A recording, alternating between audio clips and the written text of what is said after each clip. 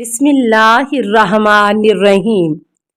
السلام علیکہ یا صاحب العصر والزمان۔ امام جعفر صادق علیہ السلام کا ارشاد ہے، البادی بالسلام اولا باللہ و بالرسولہ۔ سلام میں سبقت کرنے والا اللہ اور رسول سے زیادہ نزدیک ہے۔ نمبر 2، سلام اور اس کا جواب دونوں اتنی بلند آواز میں ہونا چاہیے جسے مخاطب آسانی سے سن سکے، جیسا کہ امام جعفر صادق علیہ السلام فرماتے ہیں کہ جب تم کسی کو سلام کرو تو بلند آواز سے سلام کیا کرو، ورنہ یہ نہ کہنا کہ میں نے سلام کیا تھا اور کسی نے جواب نہیں دیا، کیونکہ شاید انہوں نے سنا ہی نہ ہو۔ اور جب تم کسی کے سلام کا جواب دو تو وہ بھی بلند آواز سے، تاکہ سلام کرنے والا یہ نہ کہے کہ میں نے سلام کیا تھا اور انہوں نے جواب نہیں دیا۔ نمبر 3، کوئی بات شروع کرنے سے پہلے سلام کرنا چاہیے، کیونکہ پیغمبر اکرم صلی اللہ علیہ وسلم نے فرمایا ہے، من بدأ بالکلام قبل السلام فلا تعجبہ۔ جو سلام کے بغیر بات شروع کر دے اس کی بات کا جواب نہ دینا۔ آپ صلی اللہ علیہ وسلم کا ہی ارشاد ہے، لا تدعو الی طعامک احدا حتی یسلم۔ کسی کو اپنے دسترخوان پر اس وقت تک نہ بلاؤ جب تک وہ سلام نہ کر لے۔ امام حسین علیہ السلام نے فرمایا ہے، لا تزانوا لأحد حتی یسلم۔ کسی کو کسی بھی چیز کی اجازت نہ دو جب تک کہ وہ سلام نہ کر لے۔ امام جعفر صادق علیہ السلام نے فرمایا، السلام قبل الکلام، پہلے سلام پھر گفتگو۔ نمبر 4، سلام کرنے کے لیے کسی عمر یا عہدے کی شرط نہیں ہے، بلکہ جو بھی پہلے سلام کرے اسے زیادہ ثواب ملے گا۔ پیغمبر اکرم صلی اللہ علیہ وسلم کی سیرت میں ملتا ہے کہ آپ بچوں کو بھی سلام کرتے تھے۔ آپ صلی اللہ علیہ وسلم کا ارشاد ہے، خمس لأحدہن حتی ممات وتسلم علی الصبیان لتکون سنت بعدی۔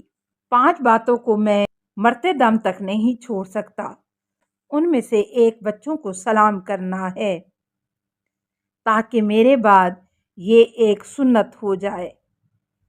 البتہ سلام میں پہل کون کرے تو اس کے بھی آداب ہیں، جیسا کہ پیغمبر اکرم صلی اللہ علیہ وسلم نے فرمایا، سنت یہ ہے کہ سوار پیدل کو اور گھوڑا سوار خچر سوار کو، چھوٹا بڑے کو، کم تعداد والے اکثریت کو، اور جو کھڑا ہو بیٹھے ہوئے شخص کو سلام کرے۔ اسی طرح ایک روایت امام جعفر صادق علیہ السلام سے بھی نقل ہوئی ہے۔ ان احادیث سے یہ نتیجہ نکلتا ہے کہ سلام میں اسے پہل کرنا چاہیے جس کے لیے تواضع اور فروتنی زیادہ مناسب ہو، جیسا کہ پیغمبر اسلام صلی اللہ علیہ وسلم سے منقول تمام روایات میں یہی کلیہ نظر آتا ہے۔ نمبر 5، سلام کے جواب کا طریقہ یہ ہے کہ جس طرح سلام کیا گیا ہے اس سے بہتر طریقے سے یا کم از کم بالکل اسی انداز سے جواب دیا جائے، جیسا کہ قرآن مجید میں ارشاد ہوتا ہے، وَإِذَا حُيِّيتُم بِالتَّحِيَّةِ فَحَيُّوا بِأَحْسَنَ مِنْهَا أَوْ رُدُّوهَا إِنَّ اللَّهَ كَانَ عَلَىٰ كُلِّ شَيْءٍ حَسِيبًا۔ اور جب تم لوگوں کو تحفہ سلام پیش کیا جائے تو اس سے بہتر یا کم سے کم ویسا ہی واپس کر دو کہ بے شک اللہ ہر چیز کا حساب کرنے والا ہے۔ روایت میں ہے کہ ایک شخص پیغمبر اکرم صلی اللہ علیہ وسلم کی خدمت میں حاضر ہوا اور السلام علیکہ کہہ کر سلام کیا۔ آپ صلی اللہ علیہ وسلم نے جواب میں فرمایا، علیک السلام ورحمۃ اللہ۔ اس کے بعد کوئی اور آیا تو اس نے یوں سلام کیا، السلام علیکہ ورحمۃ اللہ، تو آپ نے جواب میں السلام علیکم ورحمۃ اللہ وبرکاتہ۔ کچھ دیر بعد تیسرا شخص آیا، اس نے کہا السلام علیکم ورحمۃ اللہ وبرکاتہ۔ پیغمبر اکرم صلی اللہ علیہ وسلم نے فرمایا علیک السلام ورحمۃ اللہ وبرکاتہ۔ آپ کے پاس بیٹھے ہوئے صحابی نے ان تینوں کا سلام اور ان کے لیے آپ کے 3 مختلف جواب سنے تو سوال کر لیا کہ اے رسول خدا صلی اللہ علیہ وسلم، آپ نے پہلے اور دوسرے کے جواب میں تو کچھ اضافہ فرمایا مگر آخری شخص کو وہی جواب دیا جو اس نے کہا تھا، اس پر کوئی اضافہ نہیں فرمایا۔ تو آپ صلی اللہ علیہ وسلم نے فرمایا کہ تیسرے شخص نے اسلام کا کوئی حصہ باقی نہیں چھوڑا تھا، لہٰذا میں اسے وہی جواب دے دیا۔ سلام کے بارے میں گفتگو کے اختتام پر یہ یاد دہانی بھی ضروری ہے کہ سلام ایک اسلامی سنت ہے جو مومنین کے درمیان رائج رہنا چاہیے، اور روایات کے مطالعے سے معلوم ہوتا ہے کہ کفار یا فاسق و فاجر افراد کو سلام کرنا جائز و مناسب نہیں ہے۔ مصافحہ و معانقہ۔ مذہب اسلام میں سلام کے بعد مصافحہ و معانقہ، گلے ملنے کی بہت اہمیت ہے۔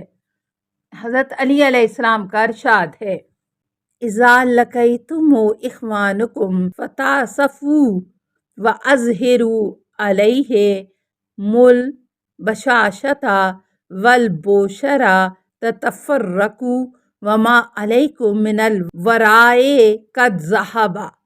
جب تم برادران ایمانی سے ملاقات کرو تو مصافحہ کرو، نیز تبسم اور خندہ پیشانی کے ساتھ ملو۔ اس کے بعد جب تم ایک دوسرے سے جدا ہوگے تو تمہارے ذمے کوئی گناہ نہ رہ جائے گا۔ امام محمد باقر علیہ السلام نے پیغمبر اکرم صلی اللہ علیہ وسلم کا یہ قول نقل کیا ہے، جب تم کسی سے ملاقات کرو تو سلام اور مصافحہ کر کے ملاقات کرو، اور جب ایک دوسرے سے جدا ہو تو استغفار کر کے جدا ہو۔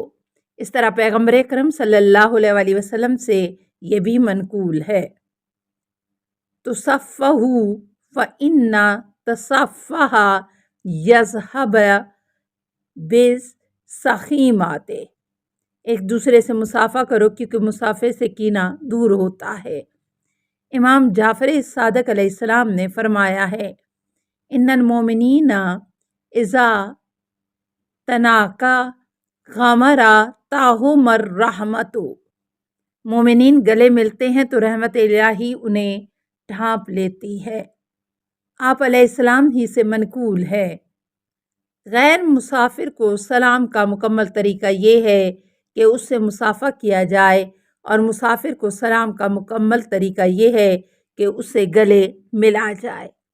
پیغمبر اکرم صلی اللہ علیہ وسلم کی سیرت میں مذکور ہے کہ آپ کسی سے مصافحہ کرتے تھے تو جب تک وہ خود آپ کا ہاتھ نہیں چھوڑتا تھا آپ اس کا ہاتھ نہیں چھوڑتے تھے۔ در حقیقت آپ اس طریقہ کار کے ذریعے اپنی جانب سے زیادہ محبت کا اظہار فرماتے تھے۔ ایک حدیث میں امام محمد باقر علیہ السلام سے نقل ہوا ہے کہ آپ علیہ السلام نے فرمایا ان المؤمنین اذا التقا وتصافحا ادخل اللہ یداہ بین ایدیہما فصافحا اشدہما حبا لصاحبہ۔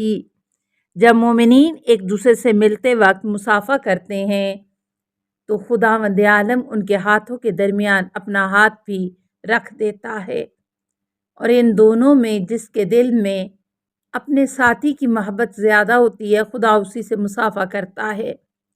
اس حدیث کی روشنی میں جو شخص اپنا ہاتھ خدا کے ہاتھ لطف رحمت و الہی میں رکھنا چاہتا ہے اسے اپنے مومن بھائی سے مصافحہ کرنا چاہیے۔ السلام علیکہ یا صاحب العصر والزمان، الامان الامان الامان من فتن الزمان۔